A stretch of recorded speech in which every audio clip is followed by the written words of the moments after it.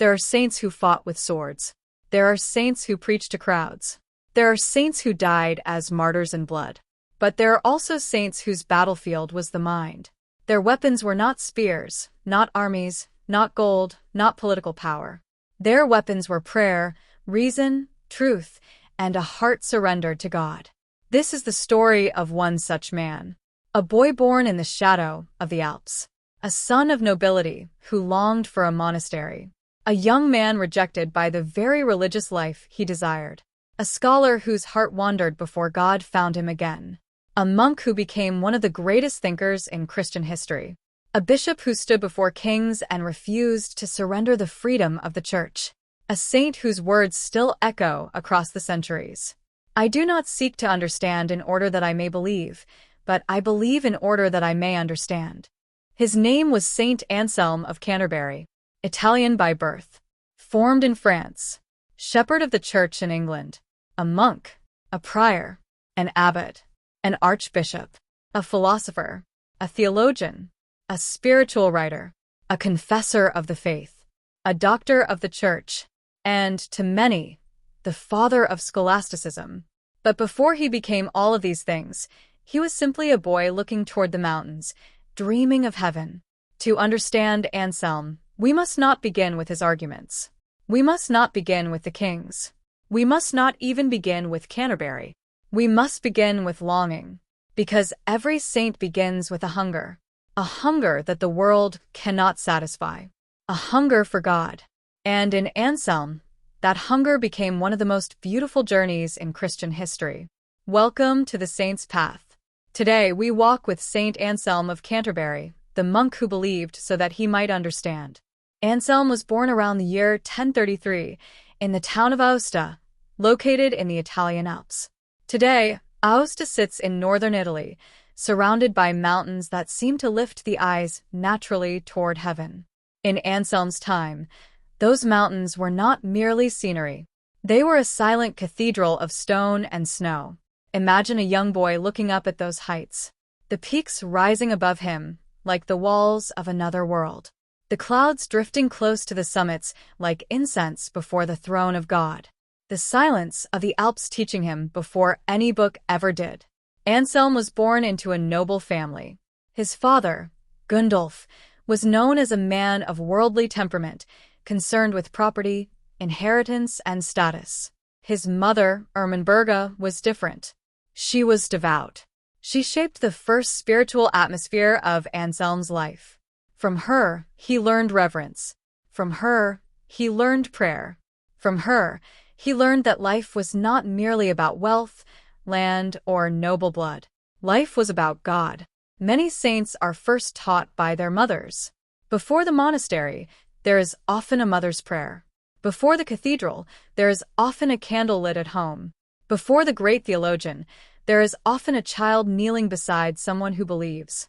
And so it was with Anselm. As a child, Anselm was drawn to holy things.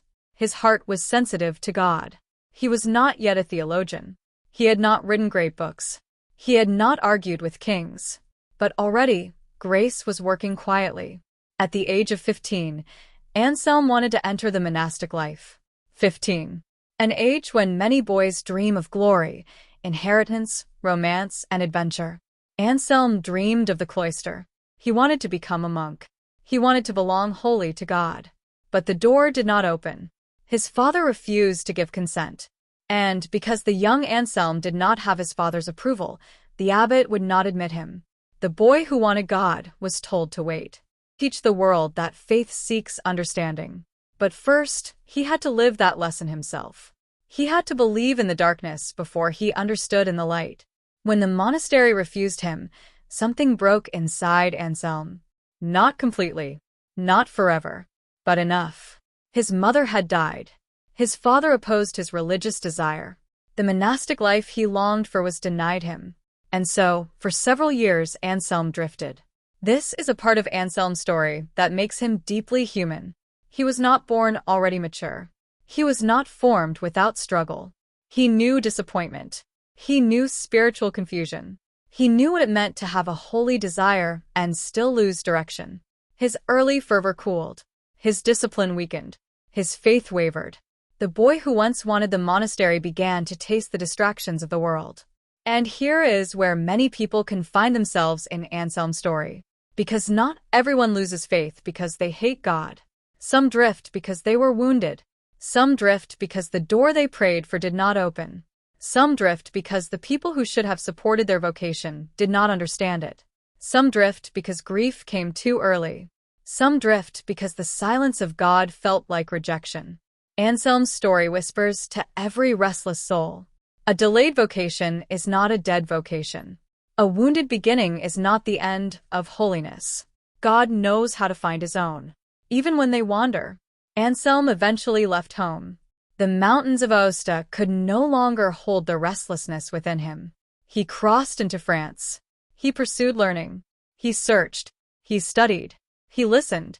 And like many souls who do not yet know exactly what they are searching for, he moved from place to place with a hunger that would not disappear. He had lost the clear fire of his childhood desire, but God had not lost him. This is one of the great truths of the spiritual life. Man does not find God first. God finds man.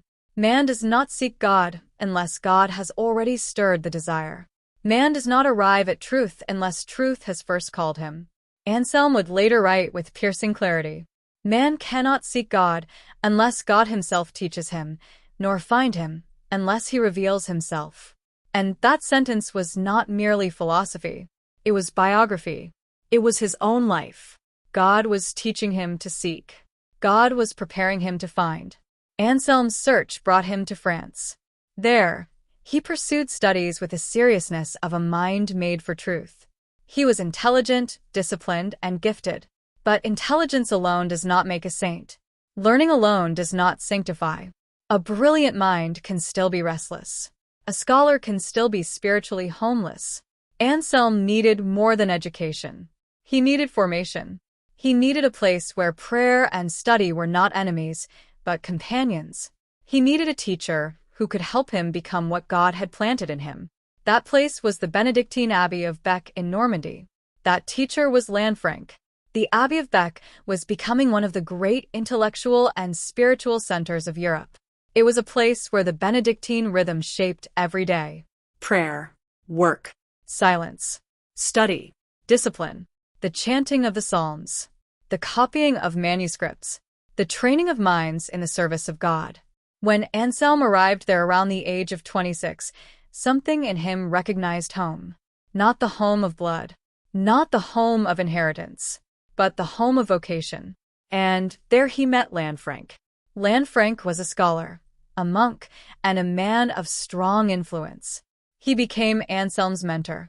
Anselm became his devoted student. Under Lanfranc, Anselm's intellect sharpened. But more importantly, his spiritual desire returned. The scattered pieces of his life began to gather again.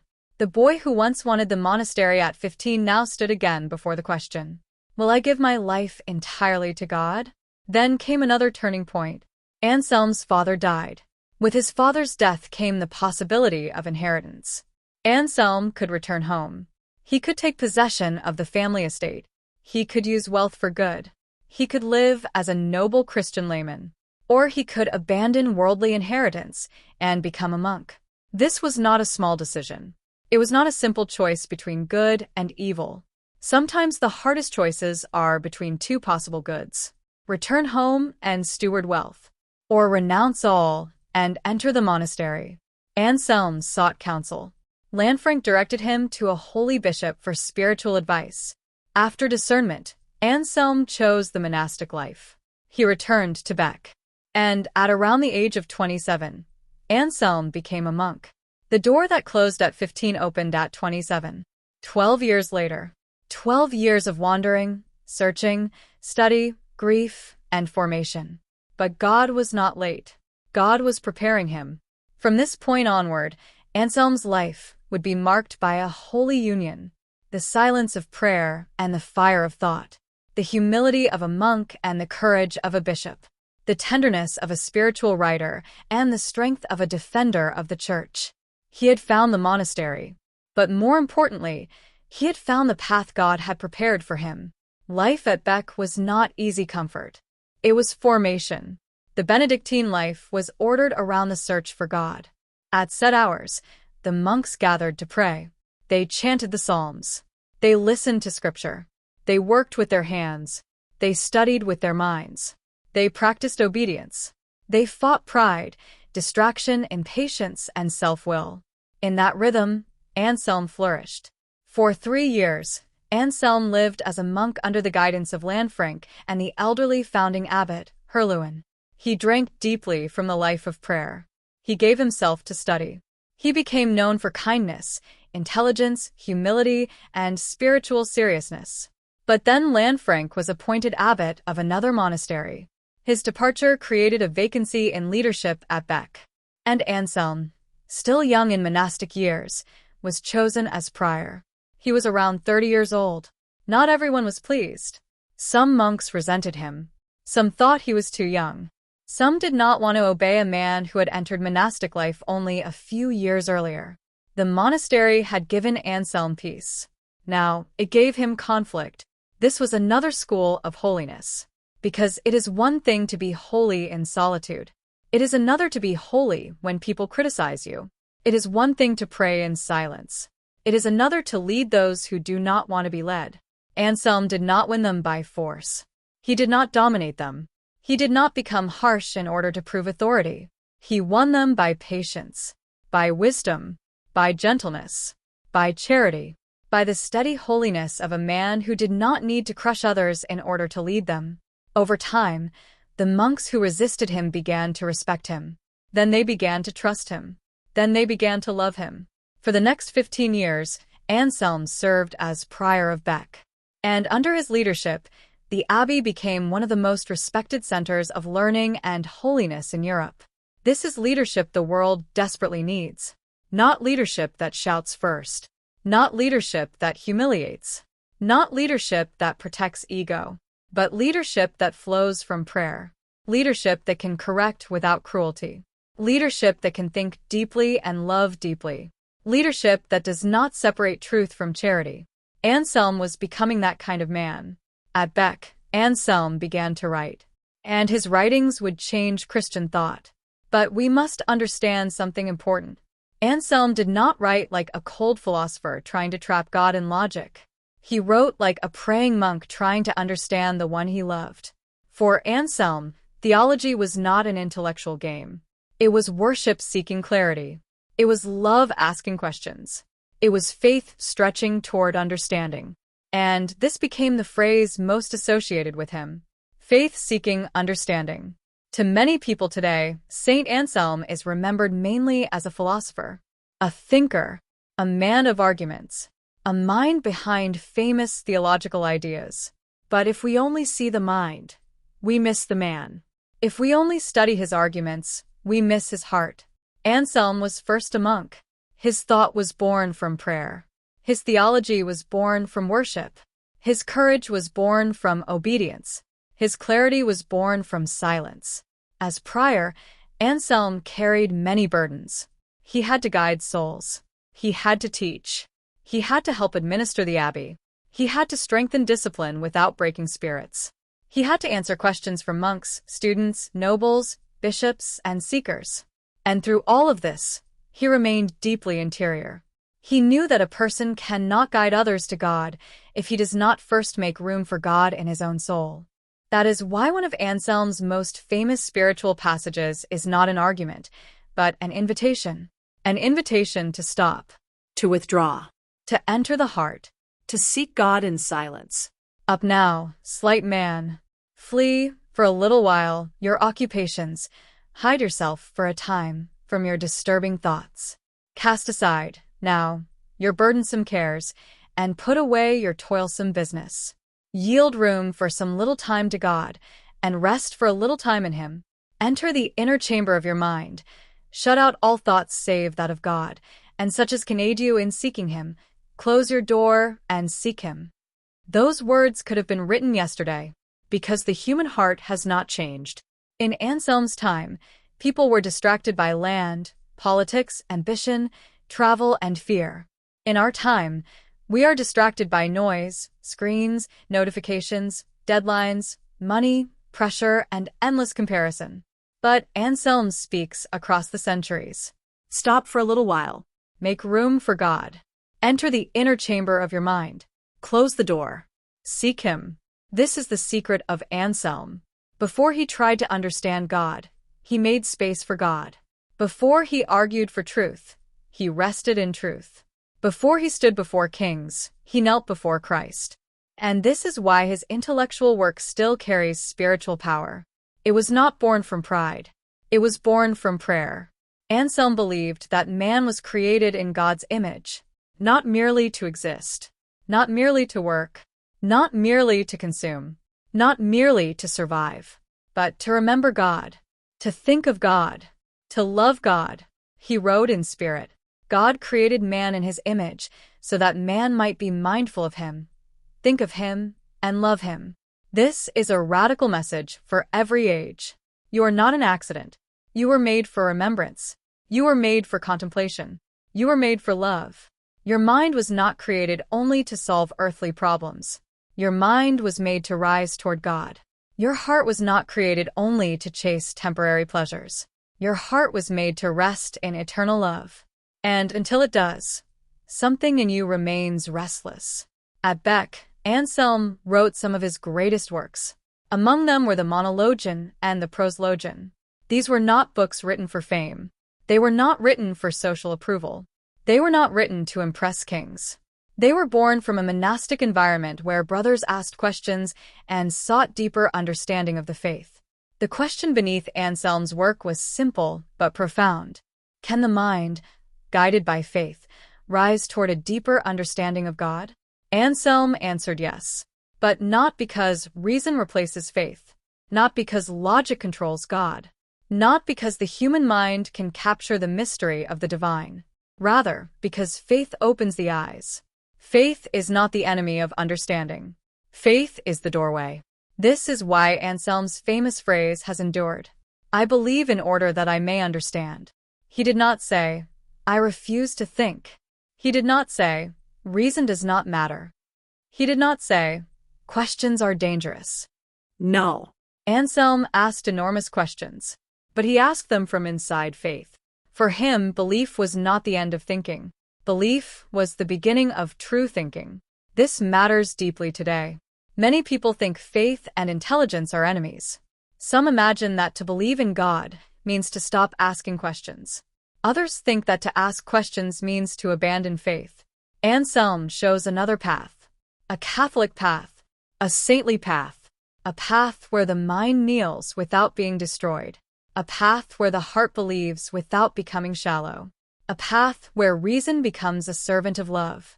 This is faith-seeking understanding. In the Monologion, Anselm reflected on goodness. We experience good things in the world.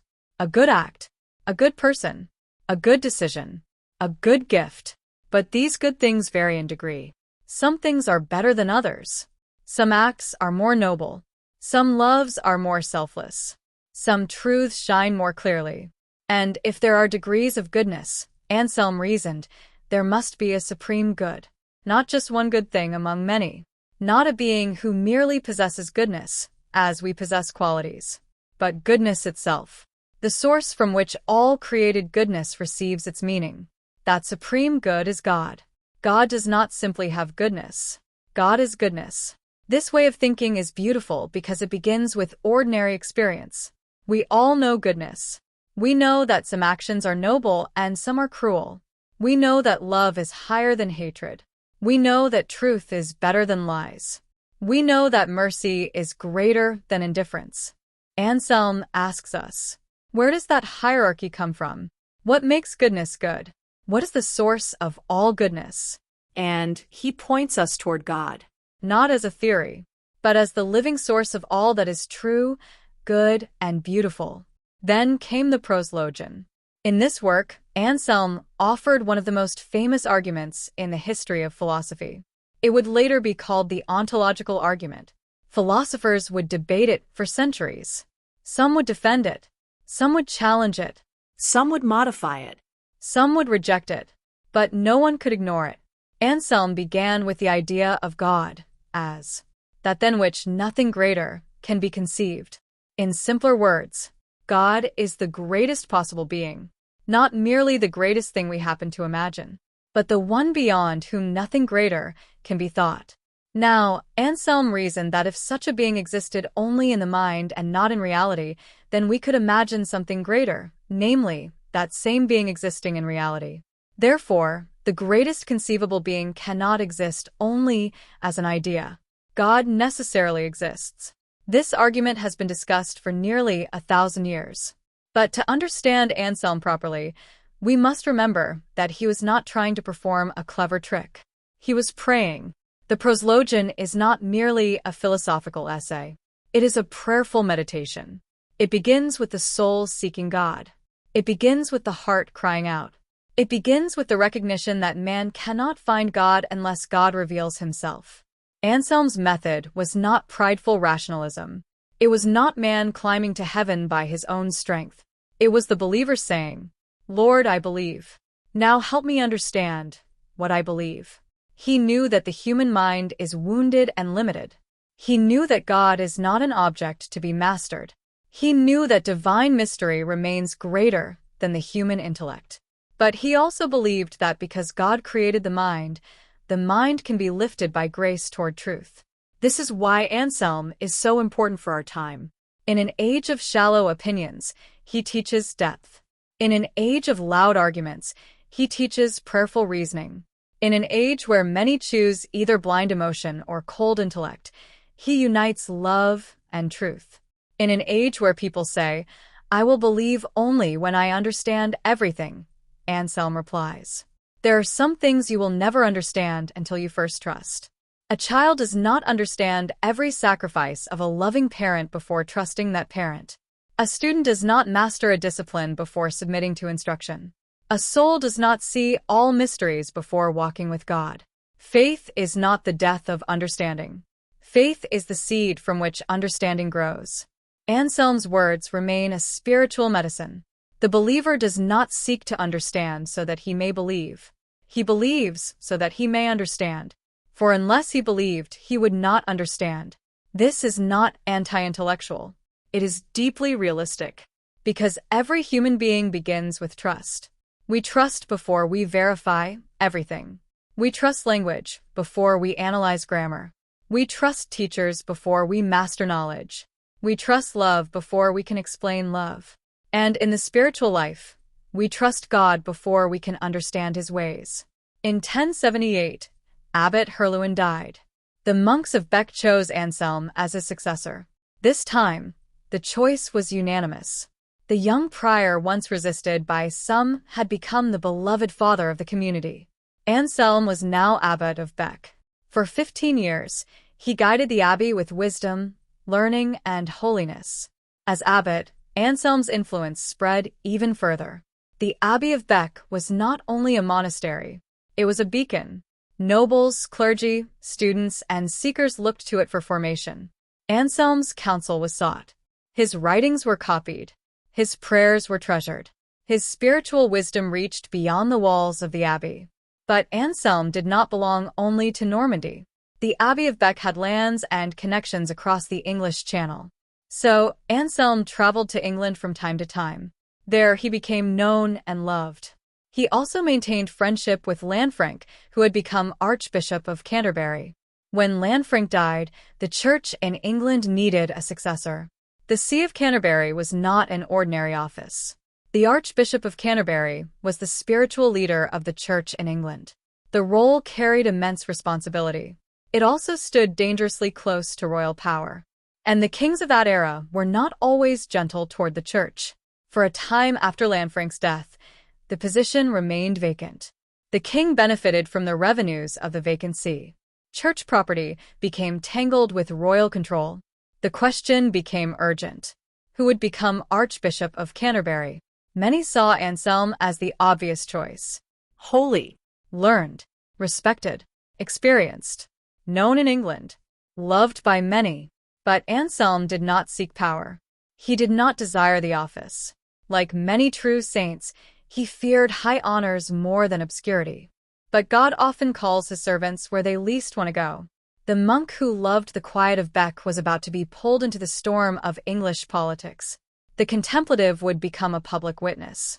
The writer of prayer would become a defender of the Church.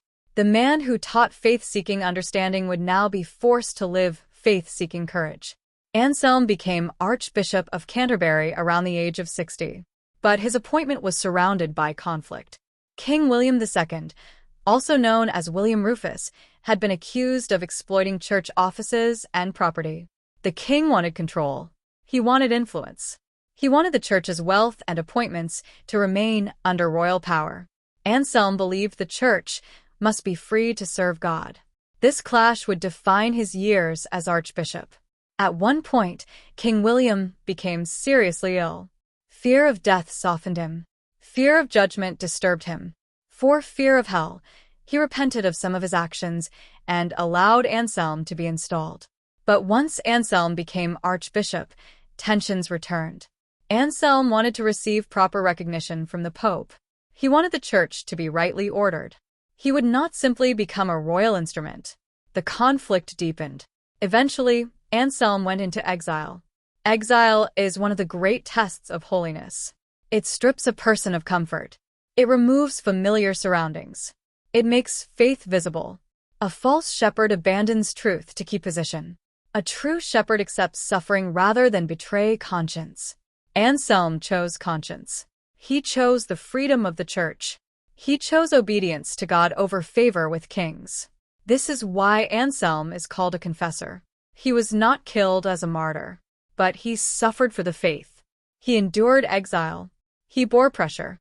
He defended spiritual authority. He refused to participate in abuses that weakened the church. He understood that when the church becomes a servant of power, the poor suffer, truth suffers, and souls suffer. After King William's death, King Henry I came to the throne. At first, Henry welcomed Anselm back. There was hope for peace. But soon another conflict arose. The issue was the appointment and investiture of bishops. Could a king place the symbols of spiritual office into the hands of bishops? Could royal power control appointments that belong to the spiritual order of the church?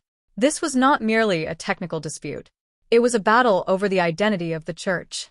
Was the church an arm of the state? Or was the church free under God? Anselm again resisted improper royal control. And once again he was exiled. But exile did not silence him. In exile, Anselm continued to write. He defended the faith. He supported the Pope. He contributed to theological discussions.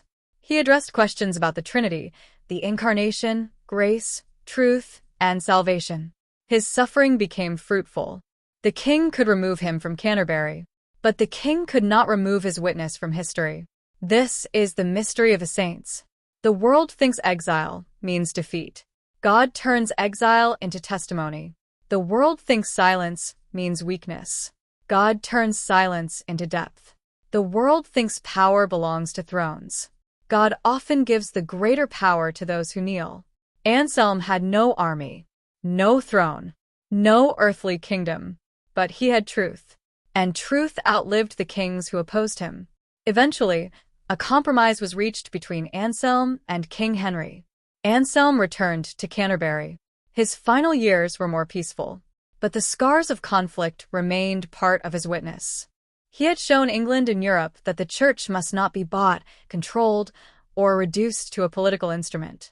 He had shown that holiness can be gentle without being weak. He had shown that a man of prayer can stand firm before power. In his final years, Anselm continued to serve the church. The great controversies had not destroyed him. They had refined him. He remained a man of prayer, a teacher, a bishop, a spiritual father, a lover of God. Saint Anselm died on April 21, 1109. He had lived as an Italian, a French monk, and an English archbishop. His life had crossed mountains, monasteries, courts, councils, and exile. But his deepest journey was always inward, toward God. After his death, his influence continued to grow. His writings shaped theology for generations. He became one of the greatest thinkers between St. Augustine and St. Thomas Aquinas. He was later recognized as a doctor of the Church. He is remembered as the Father of Scholasticism because he helped show how faith and reason could work together in the service of divine truth. But Anselm's legacy is not only in philosophy classrooms. It is in every believer who refuses to separate prayer from thought. It is in every student who seeks truth humbly. It is in every Christian who asks questions without abandoning faith. It is in every leader who chooses conscience over convenience. It is in every soul that hears the invitation. Come away for a little while. Enter the inner chamber. Seek God. Anselm teaches us that the mind is a gift from God, but the mind must be purified by humility. He teaches us that faith is not ignorance. Faith is trust in the one who is truth itself. He teaches us that understanding is not achieved by pride. It is received by the soul that believes, prays, seeks, and waits.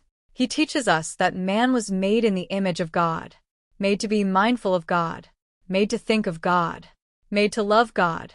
And he teaches us that without God's grace, we cannot even begin the journey. Man cannot seek God unless God teaches him. Man cannot find God unless God reveals himself. The saint does not begin by climbing to heaven. The saint begins by responding to grace. God calls. The soul answers. Faith awakens. Understanding follows. Saint Anselm of Canterbury lived many lives in one. He was an Italian child of the Alps, a student in France, a monk of Bec, a prior who won hearts with gentleness, an abbot whose wisdom drew Europe, an archbishop who resisted kings, a theologian whose ideas still challenge the greatest minds, a spiritual writer whose prayers still call the restless heart back to God. But beneath every title was one desire: to seek God, to know God, to love God, and to help others do the same. Maybe you are in your own season of delay. Like young Anselm, maybe the door you wanted did not open. Maybe you once desired God deeply, but disappointment made your heart wander. Maybe you are intelligent, hardworking, and ambitious, but inwardly restless. Maybe your mind is full, but your soul is tired. Maybe God is inviting you now, through the voice of Saint Anselm. Flee for a little while from your occupations. Hide yourself from disturbing thoughts. Cast aside your burdensome cares. Make room for God. Rest in Him. Enter the inner chamber of your mind. Close the door. Seek Him. Saint Anselm reminds us that faith is not the enemy of understanding. Faith is the beginning of understanding. When you cannot understand God's plan, believe. When you cannot see the road, believe. When your prayers feel delayed, believe. When the world pressures you to compromise, believe. When your mind is troubled and your heart is tired, believe. For the soul that believes will one day understand what grace was doing in silence. Saint Anselm, holy monk, wise teacher, courageous bishop, and doctor of the Church, pray for us. Pray that our minds may seek truth without pride. Pray that our hearts may love God without fear. Pray that our faith may grow deeper than our doubts. Pray that our questions may lead us closer to Christ, not farther away. Pray that we may make room for God in the noise of our lives. Pray that we may believe, so that we may understand. And when we face pressure from the world, give us courage to stand for truth with humility, charity, and peace. Saint Anselm of Canterbury, pray for us. Jesus, we trust in you. Thank you for walking the saint's path with us. If this story touched your heart, like this video, share it with someone who is seeking God, and subscribe for more powerful stories of the saints. Until next time, may the saints pray for us, and may we answer God's call with faith, courage, and love.